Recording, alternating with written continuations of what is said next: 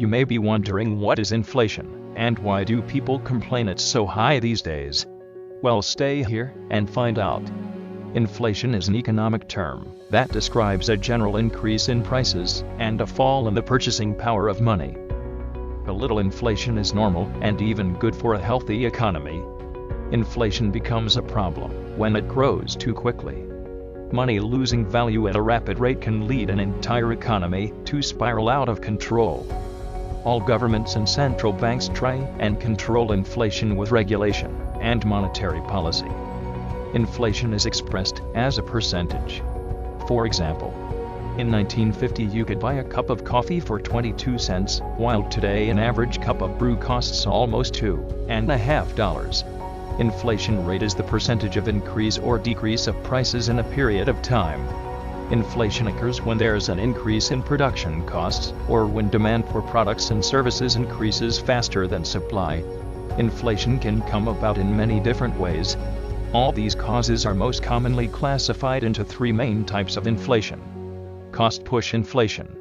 Prices increase when the cost of production increases. If it costs more to make a product or provide a service, the companies will pass that cost on to consumers by increasing the price of those products and services. Demand pull inflation. Prices increase when demand increases faster than production. If everybody wants to buy something that is in limited supply, they will be willing to pay more money for it, and the companies will charge more for the same product or service.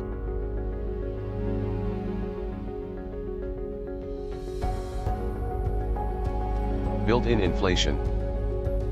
Workers want higher wages to keep up with the cost of living.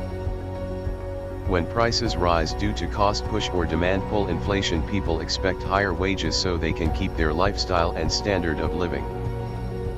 Higher wages make companies increase the price of their goods and services.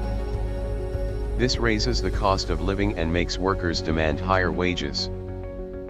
How is inflation measured? To measure inflation, we need to use a device called an inflation index. There are multiple ways to measure inflation, and that's why several inflation indexes exist. It's impossible to keep a track of price changes of every single product or service in the economy. That's why inflation indexes follow price changes of only a small number of goods and services.